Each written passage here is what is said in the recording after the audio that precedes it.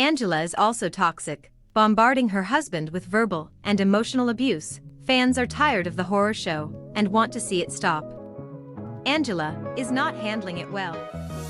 Well-behaved women seldom make reality TV. This is great news for Angela, whose behavior would only make sense if she were a rabid coyote.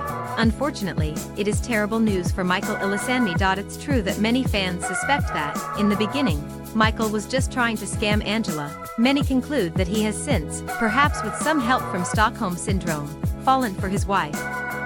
Angela has been screaming at Michael for years. It's not a secret. It's not an accusation. We have all watched and heard it on our screens.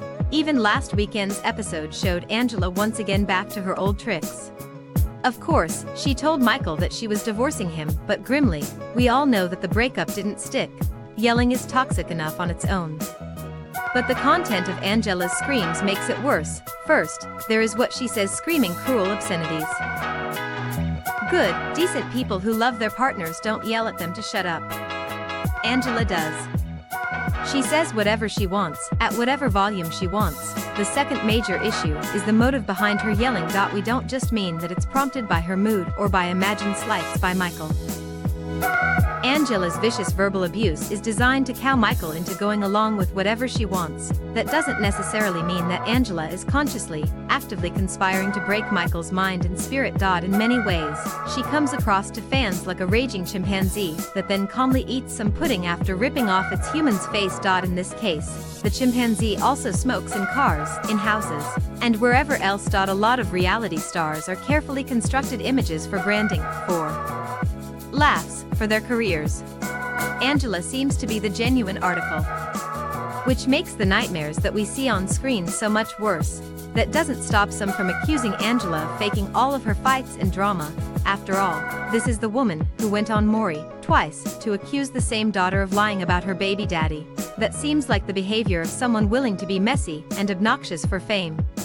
Her daughter Scotty Deem wasn't lying about that, but Scotty was convicted for the sexual abuse of children. That's not reality TV mess. That's banal, everyday evil.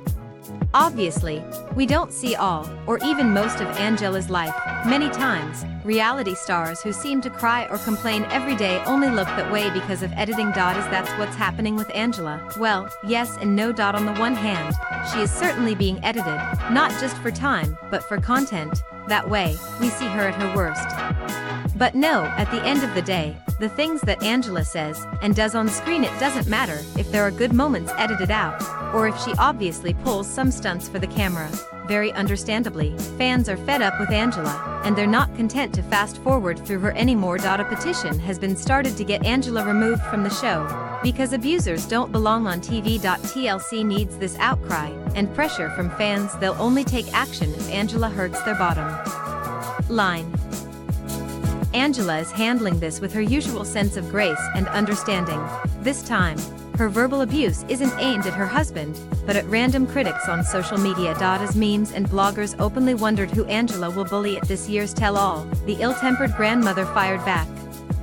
If you don't stop with the bullying BS, she replied. Many fans perceived that as being a threat. The tone certainly seemed hostile. #cancelimnit going nowhere idiot, Angela declared. You guys are so stupid. We filmed tell all 16-18, and you guys see 2 hours, she wrote. Angela told her critics, "Do go to hell idiot, let my name taste like ST in your mouth."